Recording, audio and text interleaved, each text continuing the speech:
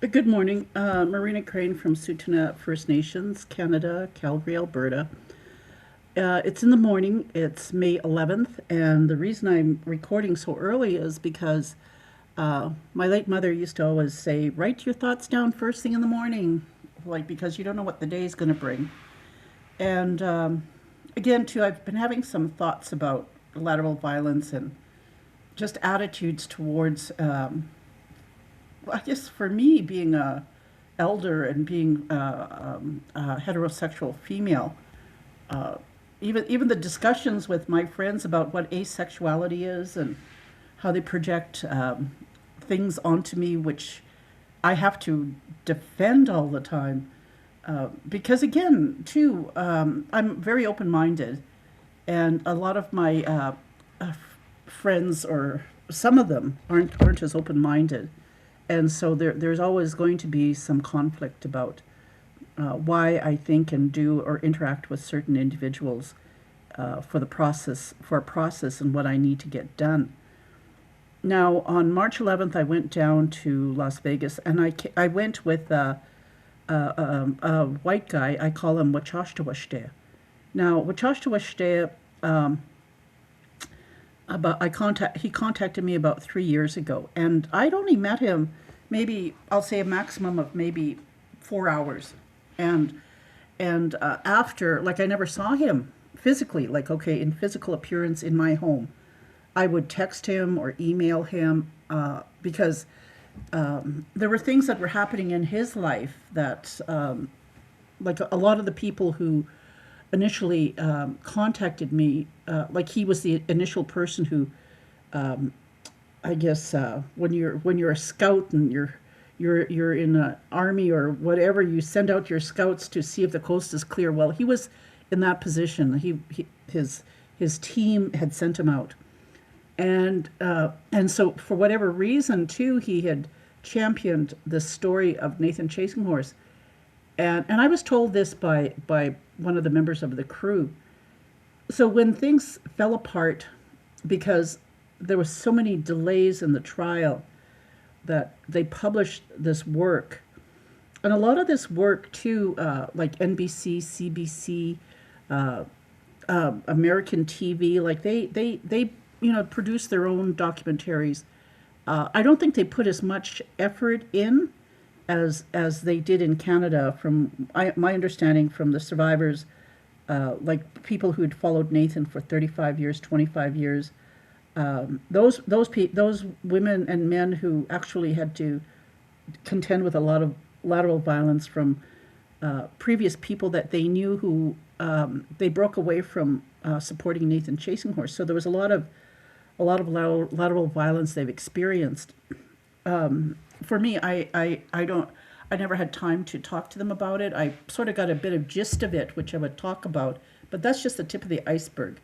But with Washte, I kept him updated with like the odd text or the odd email when certain things would happen with the trial, because I thought, for some reason he really fought for this story, and the fact that things happened to him, I just thought, I hope he's not paying the price for trying to advocate, trying to bear witness to the intergenerational trauma of Indian residential school. The TRC in Canada is what they call it, Truth and Reconciliation.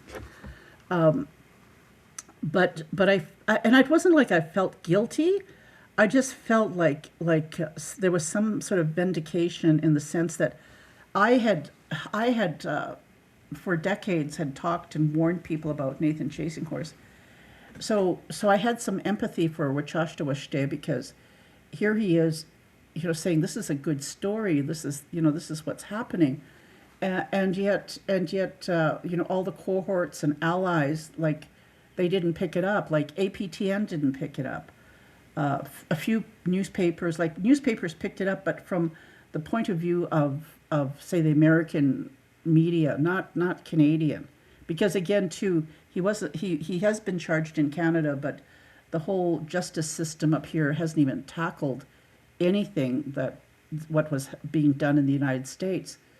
And again, too, there were a lot of things that I had talked to about with Wachashtawaste when it came to lateral violence within my own family. Again, I have to reiterate here, much of how my family treats me isn't something that just happened with Nathan Chasing Horse. They've treated me this way even before Nathan Chasing Horse. You can ask my high school friends or just people who've known me my entire life, and they'll validate what I'm saying. So anything to do with lateral violence towards me is not just focused around Nathan Chasing Horse. However, this being said, this is what I want to clarify. Because the majority of people wanted to focus on Nathan Chasing Horse, a lot of them I've just thrown by the sidelines and said, this is it. I don't need to be associated with these women. It's very harsh in what they did. And in my previous podcasts, I have talked at length about it.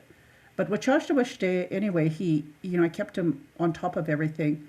And then when the trial was happening too, even like for me, in 2025, I booked a flight, hotel room, had a companion that was going to come with me. That was canceled. I lost all that money. Then on March 11th, I told him I was going, and he said he was going to accompany me, and that if it would be okay if he took pictures. And I said, sure. I mean, let me put it this way. My whole life, I don't have pictures of myself because I just detest having pictures of myself. So you got to understand, why would I let Wachashtawaste take pictures of me? Well, I thought, I don't know what kind of life he's lived because of what it was basically a sacrifice. I saw it like he stuck his neck out to just get this story going. I mean, even though there were a whole bunch of other team members working on it, I think he took the brunt of it. So I just thought, if I can pay him back somehow and this will help him, then okay. Because I don't like pictures of myself, and you got to understand the deep psychology of it is like when I was a child at the Calgary Stampede and they had tourists taking pictures of me, I just detested it because they'd throw money here, little Indian girl. It just irked me because, here I am. I have white friends, and they don't get treated like that. So I just didn't like my pictures taken. And again, too, a lot of times when people took pictures, they thought that they were taking their soul or their spirit. So I just avoided it. But then when I had to appear on national TV, I just thought, okay, bite the bullet. You did it. Do your podcast, did some video, took pictures. And I'm going, oh, I can't do this. But I did it. I'm doing it. It still irritates me. That's why most of my podcasts that you're listening to, you're not actually seeing me. Okay, that being said, I didn't know, the outcome or what was going to happen. I just thought, okay, didn't even think the whole process, because when we got to Las Vegas, the mom and daughter, the mom who I'd met 20 years ago, who had to mansplain me about what it is to be a Sioux woman, from a woman who'd never lived on her reservation, who never knew her Indigenous parents, nothing, had to mansplain me about what it is to be Dakota or Lakota, when my mother and my grandfather and my uncles could read and write in Dakota. And I've grown up my whole life around my grandparents, like my Sioux relatives. It's amazing the arrogance of people who have never like when I was told, when I had a conversation with one of Wachashtawaste's one of like the where we had a conversation, and the question from in our meeting from the question was about matriarchy, because this matriarch was saying, well, I have, well, she's not really a matriarch. She grew up in a patriarchal system. And I said to her, you have to be born and raised in it. And that's the thing that I think I struggle with in my podcast is for people to understand that this woman from 20 years ago who was raised in foster homes and never knew her Indigenous culture or ways of knowing, what was mansplaining me, uh, pretending to be Indigenous. And yes, she has Indigenous blood, but uh, understanding matriarchy, she didn't. If she did, she would have seen all the red flags around Nathan chasing horse. Okay, so lateral violence. I told Wachashta, I said, I'm a bit hesitant because this woman's going to be there and her daughter.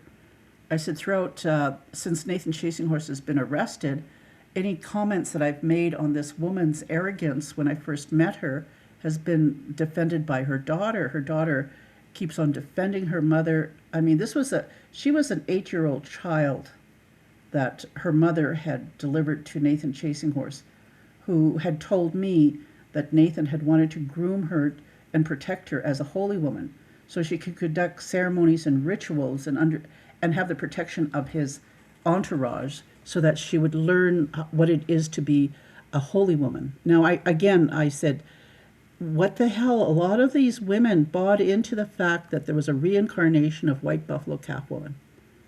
Now, how bizarre is this? You know, Indigenous people and genocide for hundreds of years. You know, I always say, like, the first 100 years, they killed 5 generations of our children. How much of that of our narratives have been robbed and stolen? And how much of it have we adopted just to hold on to our culture? See, for me, in my opinion, this is just my opinion. White buffalo calf woman came 500 years ago. She's not here today. So any bullshit that Nathan Chasing Horse put out there to his followers, that these young children, like especially this woman's daughter, was the reincarnation of white buffalo calf woman, and that she's going to come to earth, and all this prophecy was going to come true. I'm going, this is just a bunch of bullshit. You know, the whole premise of white buffalo calf woman was to warn us of things that were going to happen. Yes, and it happened 500 years ago. Like who was the white buffalo? What did the white buffalo represent? You know, prepare us and with all ceremonies so that our children and our grandchildren for 500 years could survive to this day. Yeah, no, white buffalo calf woman came hundreds of years before the colonizers came. So anybody trying to repatriate or try and incorporate something that has already happened, in my opinion. See, even the Mormon Church, too, has talked about a Lamanite, which is a Native American, was eventually, because again, too, it's a cult, just like Nathan Chasing Horse's cult. Always trying, even moral rearmament, always trying to promote Native American people as having some hidden power or prophecy. Again, why the hell create that when you damn well killed 5 generations of our children? That's 100 million people within the first 100 years of colonization. And today, our children are still being killed, and our women are being murdered and missing and trafficked. So you tell me that prophecy happened 500 years ago, and we're still living in the aftermath of it. So wake up. When you have Mormon Church saying, oh, Latter-day Saint, one day there's going to be a Native American who's going to be the prophet of the Church of Jesus Christ all over the world. The same thing, same BS bullshit from moral rearmament. Oh, you have the answer, absolute honesty, absolute purity, absolute unselfishness. All based on the premises of Alcoholics Anonymous. So, of course, when Nathan Chasing Horse comes in and starts talking about empowering kids, because he's playing the role of a youth worker.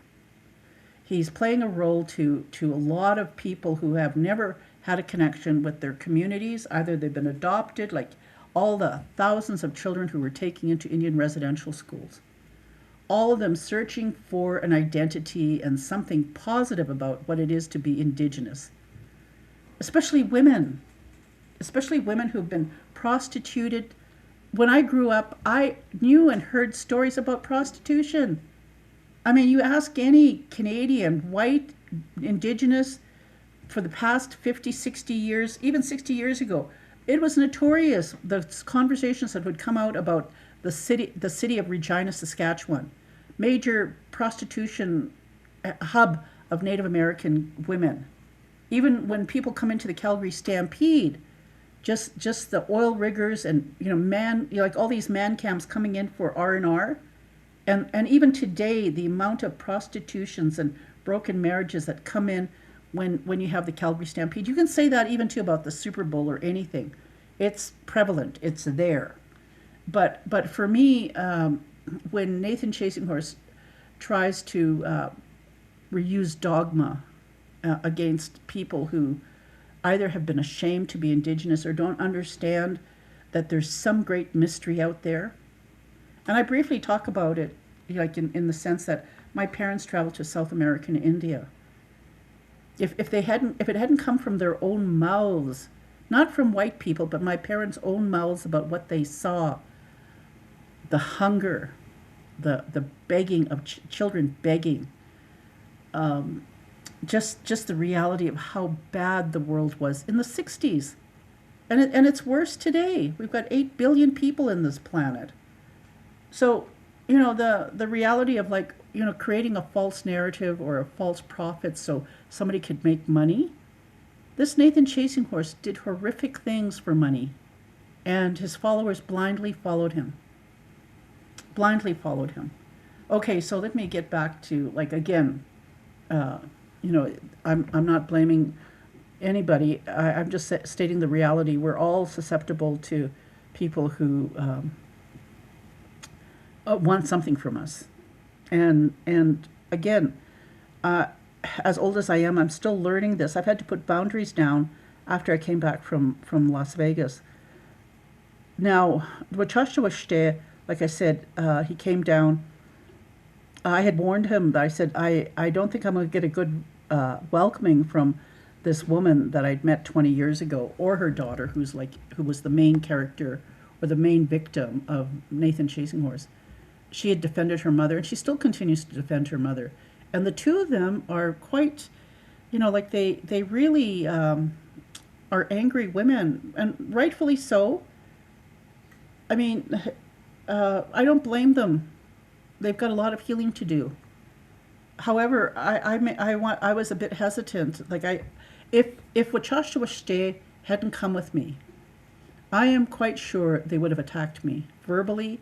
They would have probably gone to the victim services in the courtroom, and they would have said to them that they didn't want me present.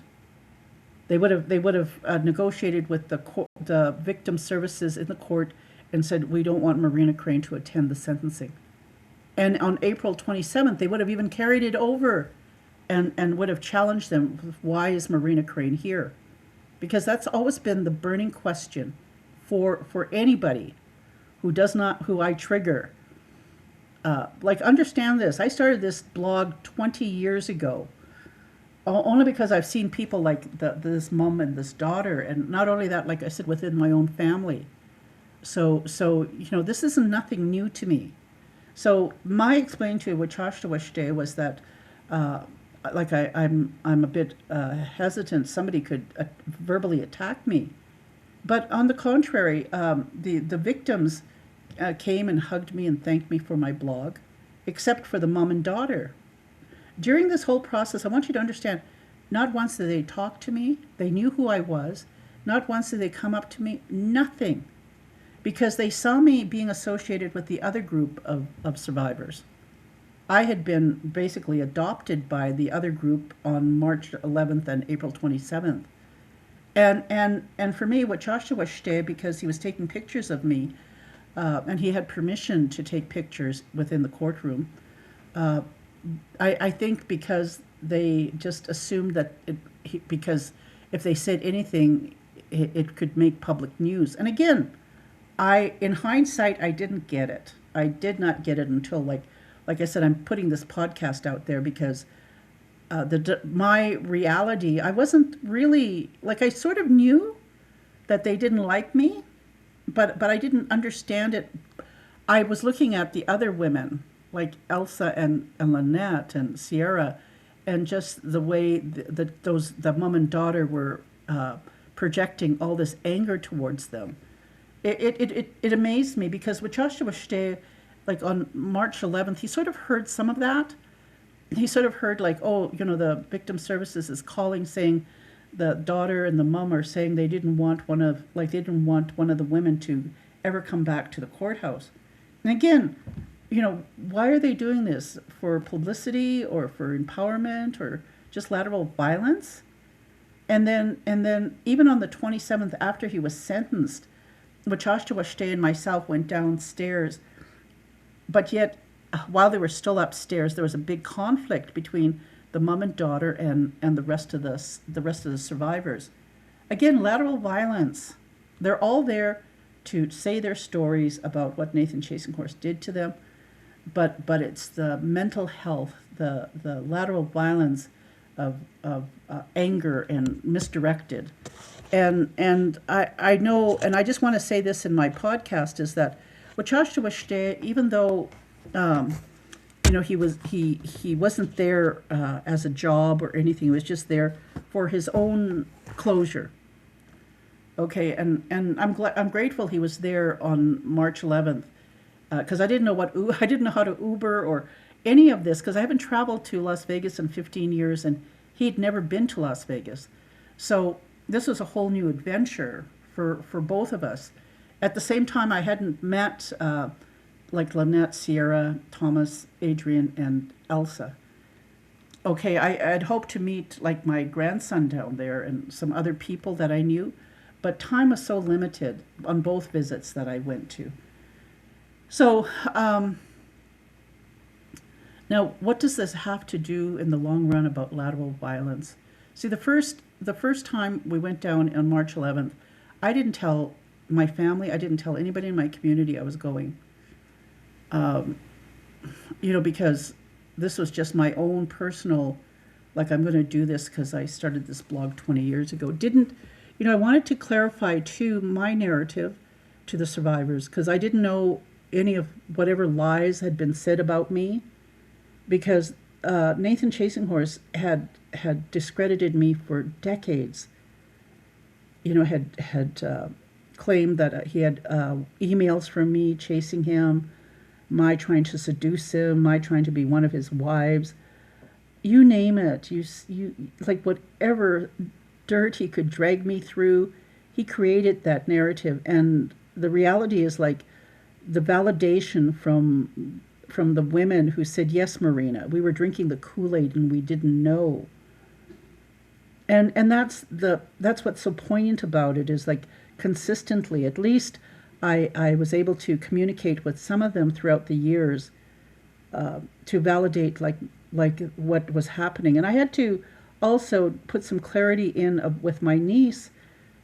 They only knew one part of my niece's story and my family's story. And my going down on March 11th made, I clarified some things that were happening that they hadn't even seen when it comes to high-risk teenagers, especially my niece. The reality of it too is like even knowing that that I was intimidating to him, and that for years he would always make sure that people wouldn't read my blog. I mean, to the point where like Lynette, she'd known him since she was 14, and she even came up to Sutina to see me, to look at me, because she just thought I was, her and I joke about it. I said, yeah, I should go into the courtroom with my hair dyed blonde, or wear blue makeup and really red lipstick and false fingernails, like just look risque. I said, because that's how he painted me. And she said, yes. I came up, and one of the ladies who had left the group from Sutina said, there's Marina Crane. And Lynette says, I looked to see where she was pointing. I looked and I saw you. She says, Marina, you're a grandma. I said, of course. I said, why do you think in my blog I kept on defending myself? I said, how many of these women believed Nathan Chasing Horse's bullshit about me? Yes, I'm a heterosexual woman. Yes, I can't turn off my libido. But that doesn't give you the right to create this false narrative that I've been like that I have the you can't trust this old horny woman. And she said, I said to her, when we go into the sentencing, this was on March 11th, I'll dress up. I said, because that's what he, has painted this portrait of me, and we laughed. But the reality of it is, like, it really hurt. For 20 years, it hurt. And I said to Lynette, I said, I felt it. I felt it from the lateral violence from people. A lot of people who read my blog didn't even comment. Some did send me emails, some text me, some even called me. And some of them I'll never see or hear from ever. But it was like, even with my podcast, the reality of like my putting it out there in the world. I know since I've started publishing and putting things differently, it's been going all over the world. And for whatever reason, and for however people want or are curious about Native Americans and cults and just the whole dynamics of it. Like I said, do whatever the hell you want to do with it. The reality is we're suffering. Our women and our children are suffering, and we're going missing and murdered. Like we'll scream until you up the yin yang, and still people would say, "Oh, it's not my problem." Well, excuse me, we're human beings. If it's one human being's problem, it's every human being's problem. If anything, I've been open-minded about it, and I try to create this narrative within my own culture, within my own system. So for me, Wachashta being present, understand this.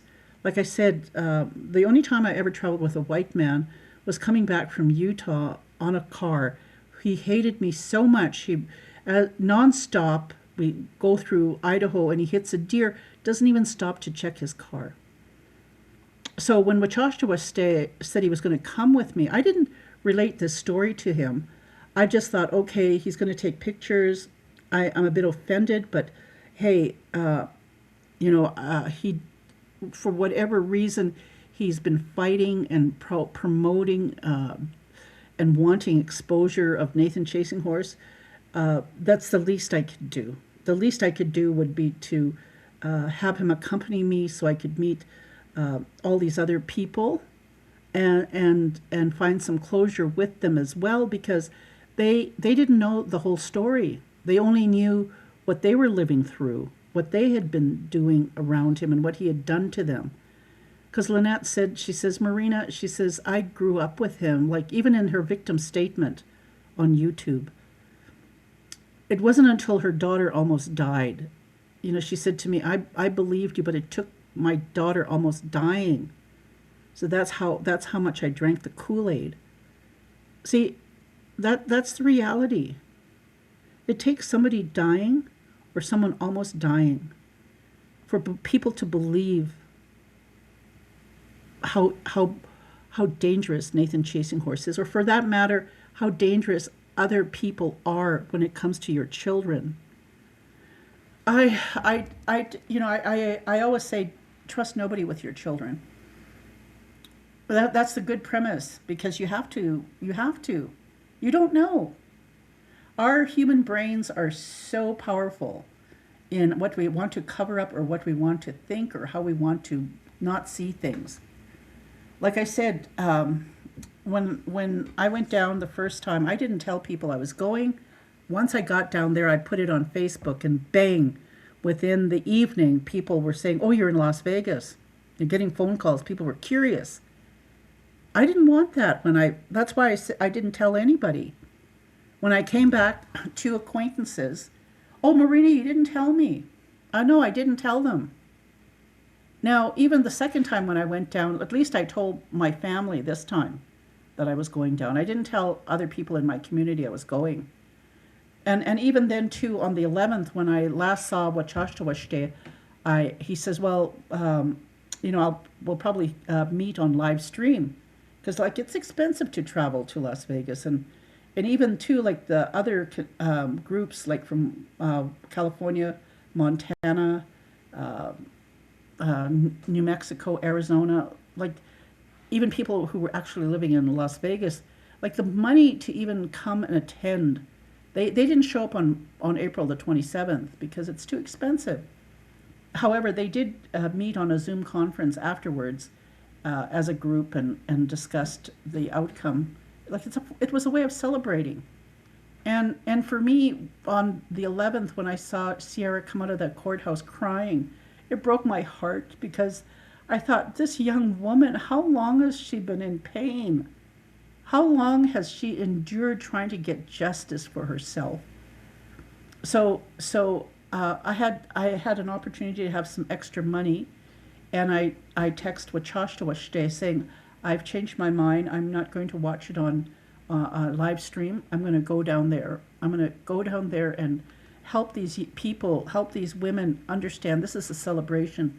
It isn't a time to be grieving. You've done all the grieving. You've done all the hard work. Now it's time to celebrate. For me, it was a point of me being there to let them know that what they've accomplished is something great and marvelous for their own personal life, their own personal way of thinking. So Wachashtawashte, I just said, well, I already said my goodbyes to him on March 11th, and he texts back and he says, well, I'm going to be there. And that was about the last of the communication I had with him. He did email me, and I did email him, but like I said, are we going to meet on Sunday? He said yes, and that was it. Because again, I had no expectation about what he was planning to do, because I already had, I thought like he did enough on March 11th. Now, that being said, even when I came back on the 27th, and again I got, some, like just the way people had texted me about going. It amazes me that no matter how clear I am on why I wanted to go and witness him being sentenced, was totally lost and completely dismissed by people who I'd talked. Like it's like my talking on this podcast, trying to explain and have you understand my reasoning and how I process things. This was closure over 20 years of my defending myself about my sexuality. That yes, I'm a heterosexual. Nathan Chasinghorse had portrayed himself as a youth worker, even to the point where I had contacted the women who had had children with him prior to 2006, two of them, and how they had believed me. See, that's what's so empowering, is like they had children with him. They knew he was a danger to their children. They requested that I not publish their names or their children, and I've done that. Now the women who were actually following Nathan on the 27th, I asked, how many other children has he had? I said, I know he had 10 by 2006. I know like how the women had pursued child support, like from $60,000 to $250,000 in child support, and just the whole network of how he, evaded and how he used all the people to get money to pay for his own stuff. And they said there was just so much. The morning after pill, abortions. Like right now, there are victims who are suing casinos in Las Vegas for trafficking because they had told them that Nathan was trafficking out of their casinos and they did nothing. So I'm hoping some of the victims could get money. Like really, sue them in civil court. In Canada, that's what we do. We have victim services where they get some money, but we also have socialized medicine, and we have truth and reconciliation to help with therapy. But in the United States, they don't. And that's why, like for me, the mom and daughter who were instrumental, like I said, he got life and 25 years for parole, to seek parole from one of his victims. Like they need help. They need help with therapy and like a lifetime of healing. I can talk about my own journey as a 74-year-old elder, and just the discussions and how I dissect my life in decades. and how I have to explain what healthy human sexuality is. You know, these women are going to, they're going to need a lot of support. Whatever I do in my podcast is to shine light on the differences between the United States and Canada. I can't even comprehend how lost they must feel, and how they project that anger onto anybody or everyone who's out there to help them. That lateral violence, that's what I was afraid of. Like I said, if Wachashta hadn't been there the 2 times in the courtroom, I'm pretty sure they would have made it really difficult for me. And yet I went down by myself. Like, if I had gone down by myself without Wachashta, this is a white man. Okay, would it have been different if he was Indigenous? Yes. Would it have been different if he didn't have a camera? Yes. The fact that they just assumed he was there working, and that, they had to be careful about what they said in front of me. Like, really, until now, I didn't get the total impact. My whole journey would have been completely negative, or I would have had a totally different outcome on lateral violence. But I still had to pay for it. Okay, because even when I came back, and the women who I had hoped were there to support me, who understood my narrative, turned against me. Either out of jealousy, or just the fact that they just could not have an open mind about things. And I've explained it in my podcast. I realized, like, yes, I'm alone and lonely, and I basically am becoming addicted to my podcast. But the reality of it is, like, my story affects everybody. I talked to at various conferences, and some young Indigenous women would come up and say, "Oh, my mother lived through that too." Like, how many Indigenous women have been fighting and advocating against lateral violence and sexual assaults and murdered and missing Indigenous women? How many women have been advocating and have been up against lateral violence from their own families, their own sisters, their own communities? Whatever projection other people have on people like myself. So you understand, like, my community is my community. Only my community can heal itself. When I'm invited into the city to talk about truth and reconciliation, or what it means to be, like, for an immigrant to come into Canada, what is a systemic racism, even like dealing with Indian Residential School Memorial, like all these things, when somebody invites me and they give me tobacco to pray and start the meeting, it's gotten to the point where I have to say to the hosts, "You've got to protect me." When I start talking about my truth, and I've had this happen, when I've talked about Nathan Chasing Horse in public, I've had women get upset and walk out the room. And even not just that, but just voicing my opinion on something that has to do with violence against Indigenous people. I've had young people so angry, they projected onto me. I don't even know them. And that's the key. I've noticed they do this to elder Indigenous women who appear to be single. They won't do it to an elderly Indigenous woman who still has their husband sitting next to them. And you won't see that happen for an elderly Indigenous man when he is given tobacco to pray. So the whole thing for me is a lesson learned. When somebody invites me, I have to say to the host, "You've got to protect me." I don't need misogyny. I don't need this lateral violence projected on me. I'll stand my ground and I'll cry, as I've done before. But I love my parents. I love my grandparents. I love my relatives.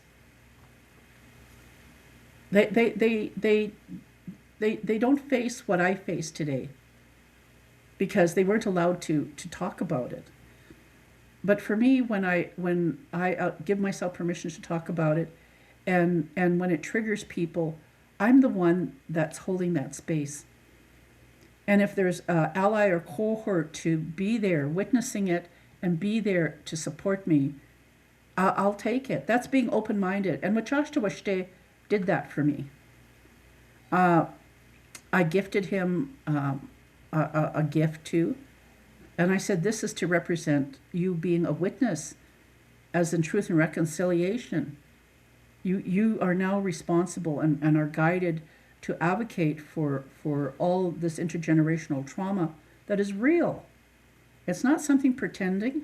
It's not a fairy tale. It's not some mystique about, somebody being, the reincarnation of white buffalo calf woman, or that the Latter-day Prophet is going to run the head of a church in North America and all over the world.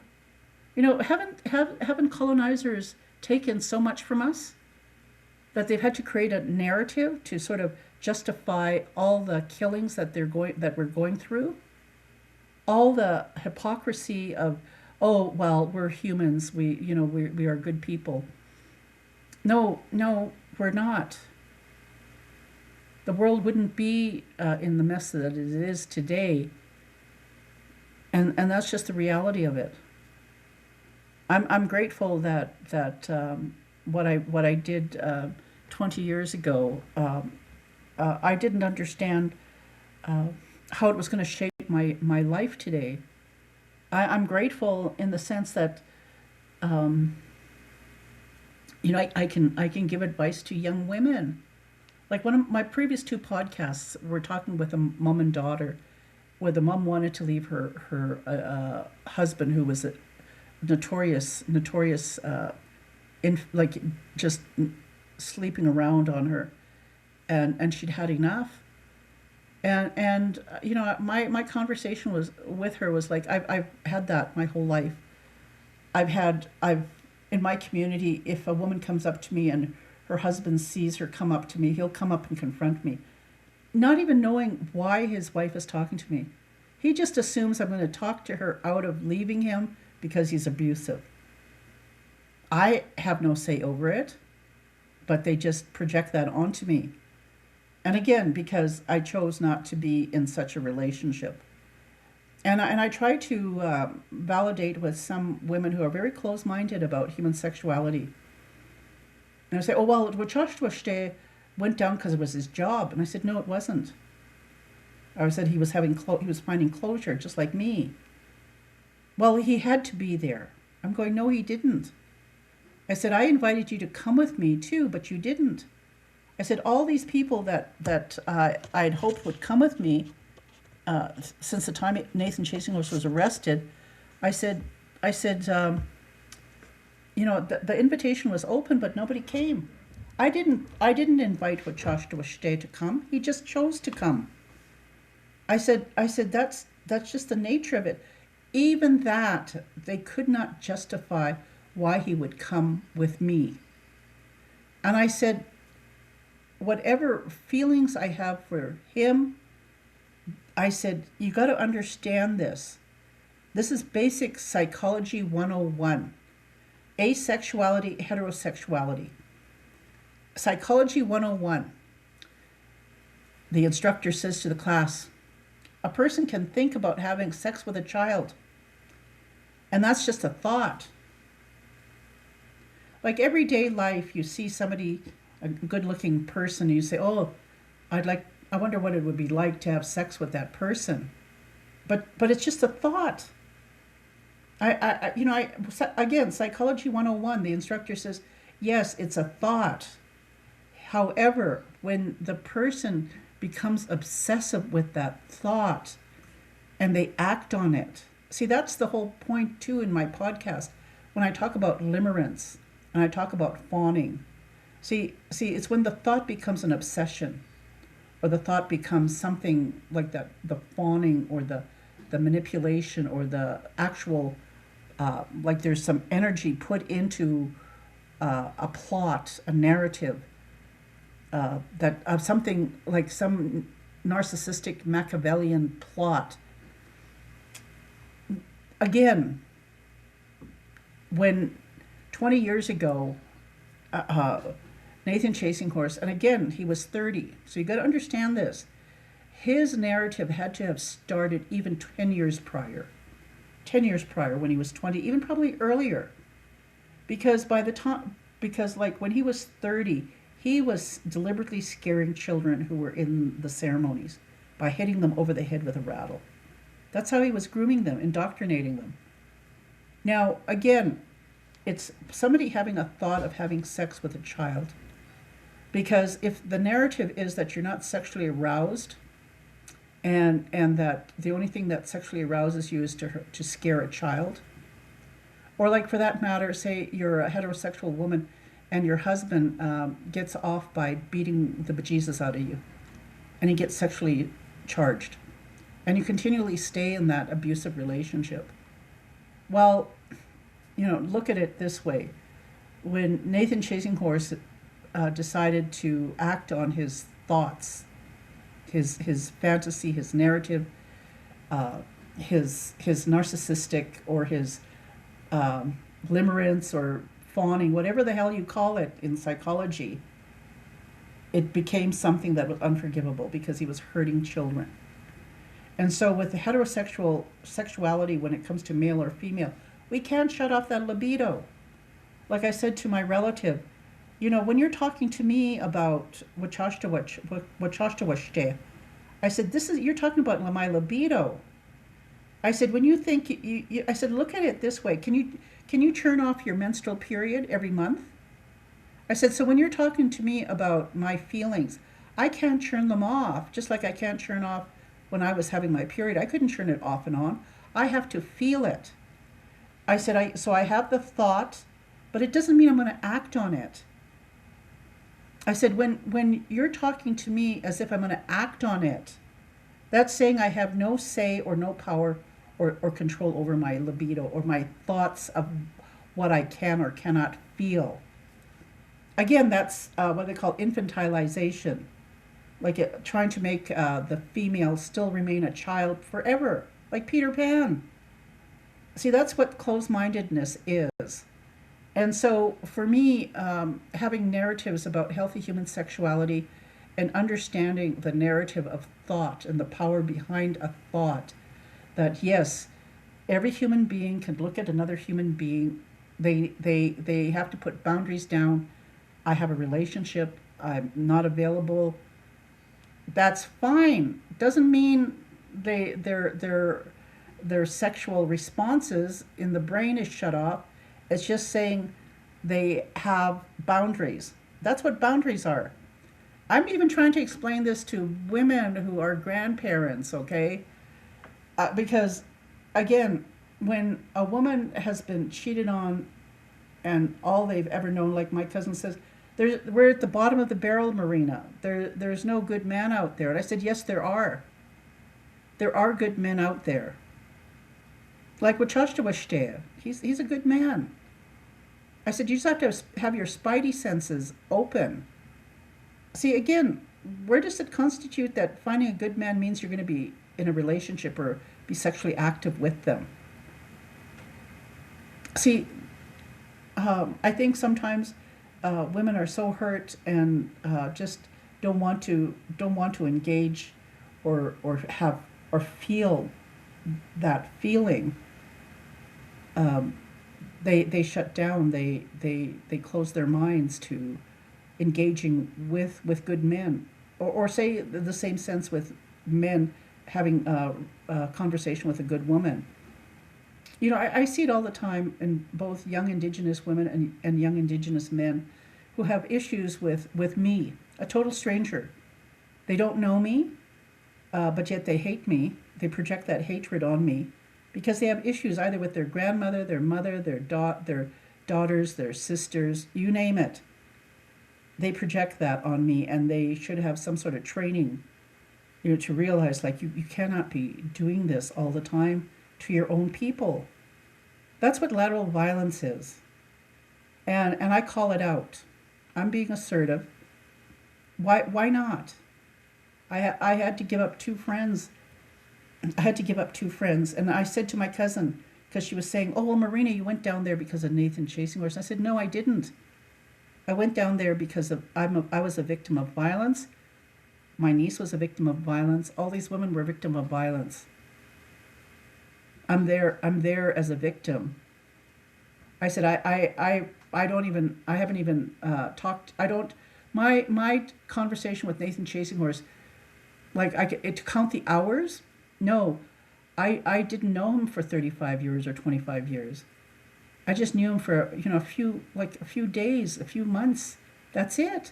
But it was enough damage what he did in my community and within my own family that it still has that ripple effect. I'm still living with the lateral violence of it within my community, and how they project what I'm doing having nothing to do with being a victim, but everything to do being obsessed with Nathan chasing horse, which is a total false narrative. But again, too, I can't change the way they think. That's just part of their coping mechanism. But the reality of it is like, oh my goodness, there's no way I can communicate with them because they're so fixed on it. Like I said to my cousin, I said, I didn't let nobody know I was going to Las Vegas on March the 11th. I said, but yet one of the ladies got a hint that I was with a Wachashtawashte. Somebody who could have easily called me and said, oh, you were with Wachashtawashte. How did you meet him? What did you do? No. Instead, she sent me a very hurtful comment, like, really slanderous. And I thought, why did she send me this? And I realized, well, I can't handle this. I can't be treated like this. All she had to do was just ask me if I'd gone with anybody to Las Vegas. She knew I'd gone with somebody. And so I just decided not to answer her text or email, because she was the one who started it. She could have easily contacted the police, Facebook, and charged this person for what they were saying about me. But she didn't. So what kind of friend is that? Somebody who wanted to hurt me because I didn't confide in her about who came with me to Las Vegas, especially when would it have been different if it was a female that came with me instead of a male? And on top of that, a white male? Like, really, lateral violence, projecting it towards me, had nothing to do with, we'll call it Disneyland, princess and all this, like, happily ever after and all that stuff. No. Take that narrative away. That's a Nathan chasing horse narrative. The reality is I went down there to support the victims. And then for the other woman, after I came back from Las Vegas the second time, and just the fact that she just thought I went down again to see Nathan chasing horse. I go, no, I'm there to support the victims. Oh, well, it's good you made friends. Like, excuse me. When her relative came to me, a 15-year-old, wanting advice on how to report, how to document, how to hand in the information to the Sutuna Tribal Police, I was there. This young woman had the guts to do what she did. She didn't follow him as a cult. She stood her ground, bless her heart. She, whatever he took from her, at least she's feeling it and telling the world, this is what he did to me. Just like all the victims that stood up in that courtroom. And that's what I said to Lynette and Sierra. There are so many other victims out there that he's hurt, and some of them have died, like my niece. I know of one lady who was in and out of state hospital in Montana because for 5 years she tried to kill herself. Mental health and support and lateral violence, when our young people need it, and we have a predator like that, and we have predators like that, even females. So that's why I say don't trust anybody with your child. You'd never know. And again, because I'm single and I've never been married or have children, I'm always being labeled as being a predator and a pedophile. I don't know what the logic is in it, or I'm always chasing some man to, to validate that I'm a heterosexual female. Like, I'm going, no, understand your own sexuality, understand you have choices. That's why, for me, whatever I can do to educate people about the difference between men and women, and how, as women, especially Indigenous women, how we need to educate our young girls, the pressure to, because we live in poverty, the pressure to just be complacent and comply and fawn over men because we don't want to create any ripple effect or violence towards ourselves or our families. We were trying to protect them. I mean, when the RCMP stood up in front of the court and told the judge that they had interviewed so many women on Sutina who had been victims of these serial rapists, and that they refused to come forward, that had a big impact on how he saw my perpetrator. But again, too, why didn't they get involved? They were fawning, maybe because they didn't want to cause any problems, maybe because the leadership was supporting these predators. Because understand, Nathan Chasing Horse thrived here in Sutina for 20 years. Our former chief, who's been charged with 2 historical sexual assaults, some of the leadership went in and demanded that the nation pay for the rent of the children who he took. And for years they paid the rent. Anybody who supported Nathan Chasing Horse in Las Vegas got financial help from this leadership. Why? Because this leader had a weakness to validate whatever any charlatan would come around and make statements, and he'd buy into it. I really think it has to do with identity. Like I said, you got to be born and raised in it. That born and raised in it means you're not ashamed. There's no shame in being Indigenous. That's why I said, my mother used to say, never give up.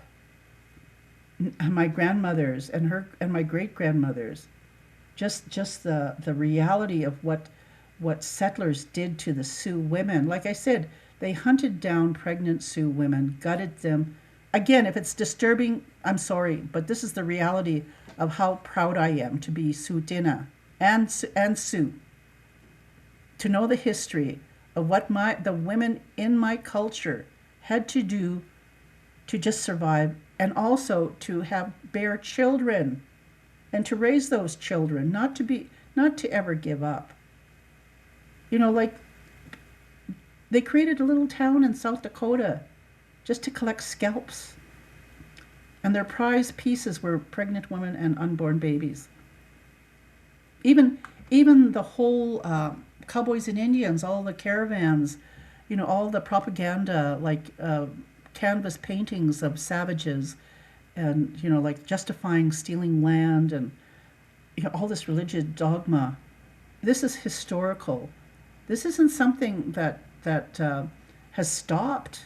It still goes on because our young people, we don't have sovereignty over our how we take care of our children. When a woman has 5 kids, has nobody to support them, she dies, they are immediately shipped into foster care in the city, like every community in Canada. And the average age for children being trafficked is 14. Now, if it really scares you about what trafficking is, look it up. When they first initiate those children, it's like at least four days of constant attacks for hours, just what they call it when they just keep on having sex with a person. Their bodies heat up. Their bodies heat up after so many days. These people just come in and do this to these children. And then after what, the 5th day maybe, their bodies are so hot they just throw them in a room, keep them in the room until the temperature of their body goes down. And if they survive, their temperature goes normal. But if they don't, they end up dead. They end up one of the murdered and missing Indigenous people. And if they survive, then that means their bodies are equipped to have so many sexual partners every day from that time on. So, yes, there is a crisis happening. And it has to do with the way people think and the way people look at Indigenous people. There's a false narrative out there that people just want to gravitate to. And they'll use whatever means to make money. I'm just grateful that I met the survivors of Nathan Chasing Horse.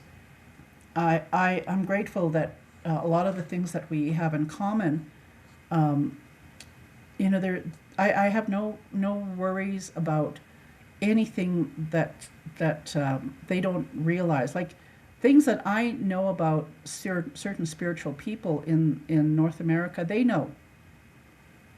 I mean, to have gone through what they've gone through, and for them to be empowered and to network, more power to them.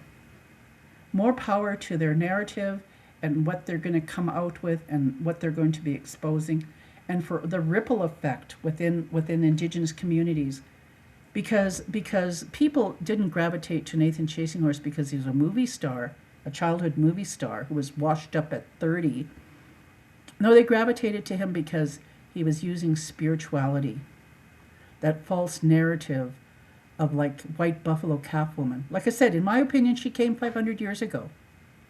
But he plays this narrative, dresses up these children as white buffalo calf woman in the Sundance with these older supporters grooming them and saying to them, be pure, like with MRA and absolute honesty, absolute purity, absolute unselfishness, even with Mormonism and their infantilization, that whole gambit of cult-like thinking.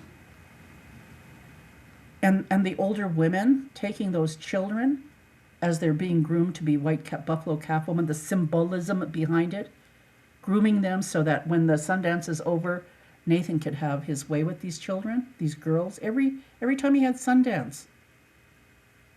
And again, too, how many of his followers were ex-Mormon who thought like, okay, the Mormon church isn't going to ever allow an Indigenous prophet. We'll make our own prophet. This is Nathan Chasing Horse. So yes, think about what it is and what I'm talking about and think, oh, she's just telling a lie. She's just jealous or she's just projecting her hate. No. No. This is the reality of what it is to be so naive and vulnerable when it comes to wanting to believe in something that has to make sure, that has to deal with, the fact that, you're ashamed to be Indigenous.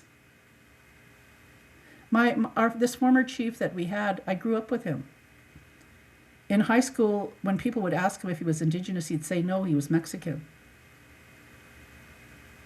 See, when my mother says never give up, and same with my dad, it's because they know. To give up would be to not even fight. They fought. If they didn't fight, they wouldn't have had children. If they didn't, love their families and understood our ways of thinking, they wouldn't have had children. So for me, the lifestyle that I chose and what I try to do and educate people about being open-minded. There's so many pretendians or people out there who are ashamed to be Indigenous at some point in their life, or they're just coming to terms with their own upbringing, which is okay. I mean, as long as you're out there advocating, who am I to say? I have my own voice. It's no different than anybody else's. But I'm just grateful that I did witness what I witnessed in Las Vegas, and just the repercussions of how people responded to me afterwards within my own community.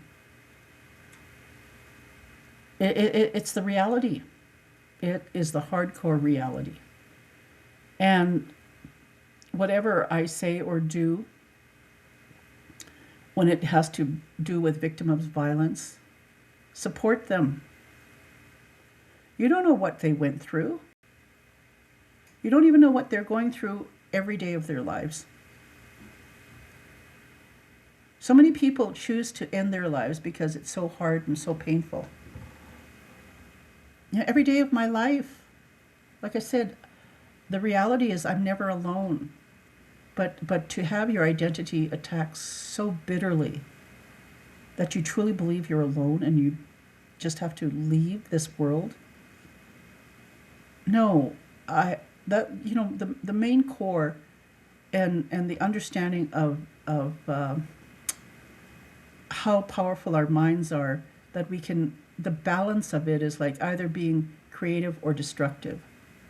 So there's always a fine balance. And the thing is, like, in doing this balancing act, it means you have to be open-minded to all people, to have communication and discourse with all people. I'm just grateful that Wachashtawakan, however his life is and whatever he's going to do, and the challenges that he has in his life, the dedication he has in finding closure with what he needed to have closure with this story.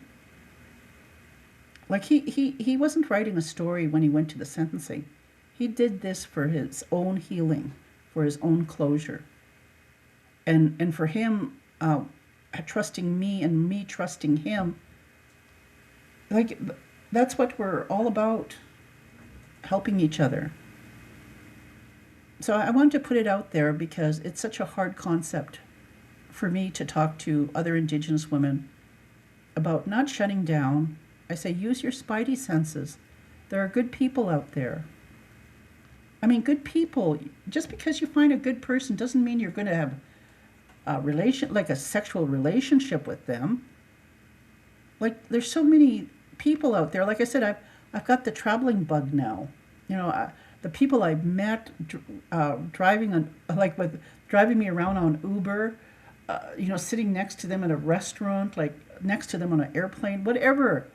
I have the traveling bug, and I totally forgot about it because I took care of my late mother for over a decade. And I said to my cousin, who would have done it? Who would have taken care of my mother? Now, as old as I am and whatever time I have left and however many podcasts I do publish, I'm really hoping that I do get my message across that it is important to be open-minded. Don't shut down your feelings, and if you're afraid to share your feelings, find out why and have the courage to confront your fears.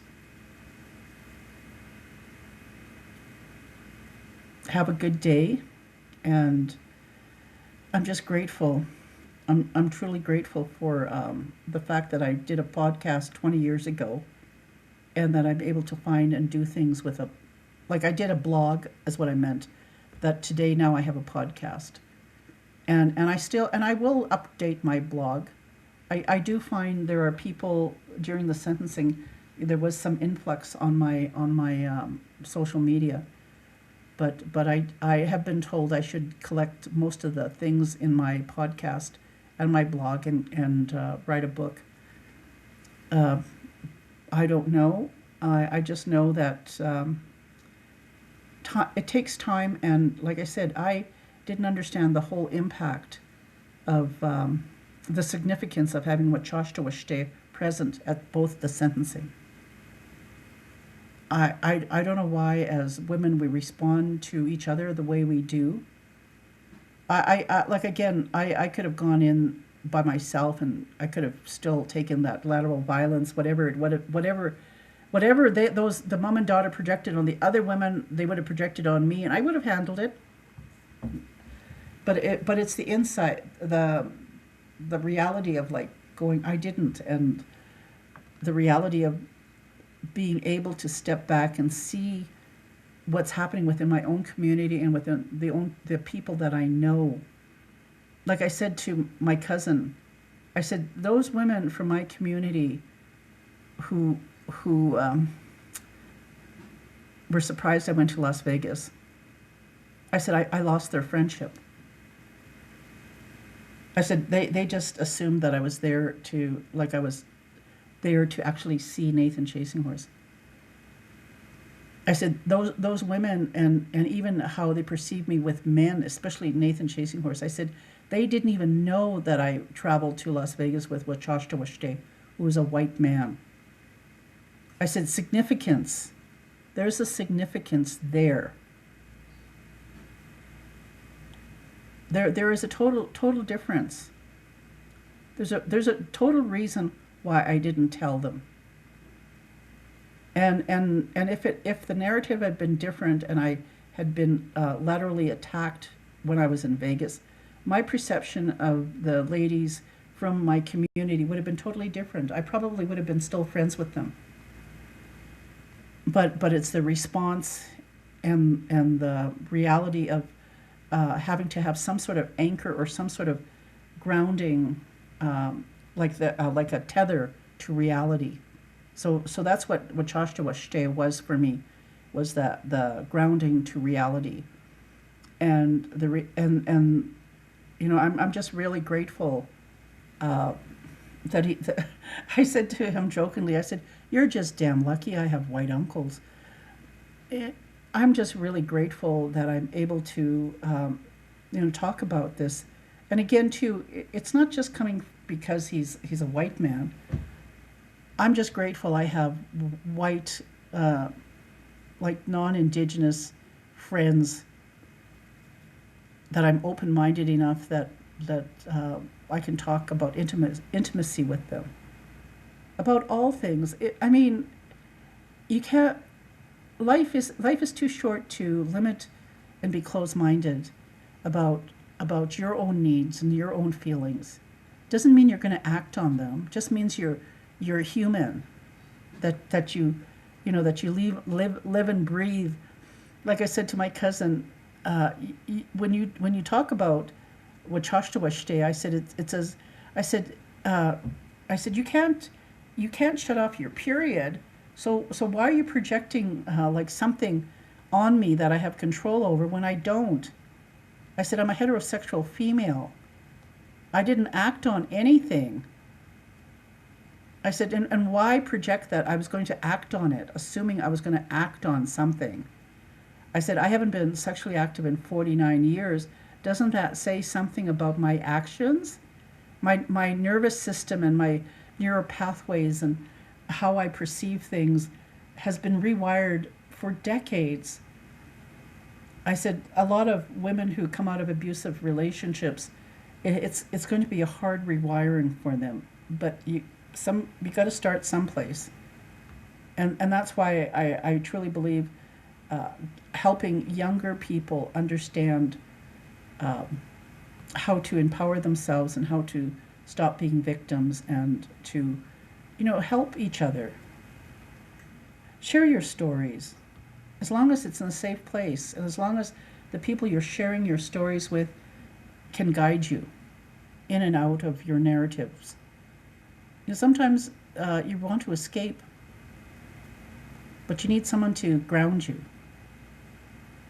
So with that, again, the impact of my keeping Wachashta Washte's name private, as well as acknowledging the reasoning why I chose to protect and establish boundaries when it came to the sentencing of Nathan Chasing Horse. See, people don't realize just the impact. I guess in a way I could say, just look at him at YouTube. When he's being read that sentence and there's no remorse on his face, he has no respect for himself, saying he didn't do these things. That's the gist of it. Anything that I said or tried to defend myself He just lied. There was no point. There was no point in even dealing with him. The only thing I could do was to talk and try and get in touch with his victims. That's the story that I wanted to get across to women. I didn't go down there to see Nathan chasing horse. All you have to do is look at him in the sentencing and realize he's a danger to him, to children and other people, especially women, especially children.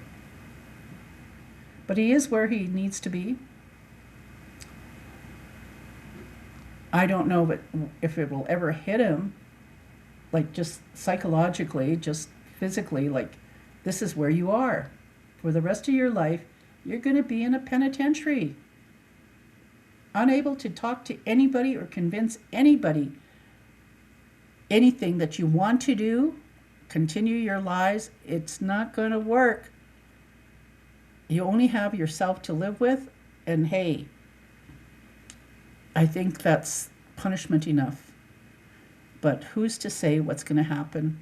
All I can do is do my podcast on things that I think are relevant, and hopefully we'll be able to talk and have some further discussions on just what's been happening in Canada and the United States, and hopefully have some answers for people who are struggling with day-to-day living in Indigenous communities. That being said, I shall sign off for today. Like I said, it's May 11th. And again, if there are any problems with triggers, again, I've had that experience. I've had people get mad at me, walk out, just making sure and telling me like I have no right to trigger them. You have to.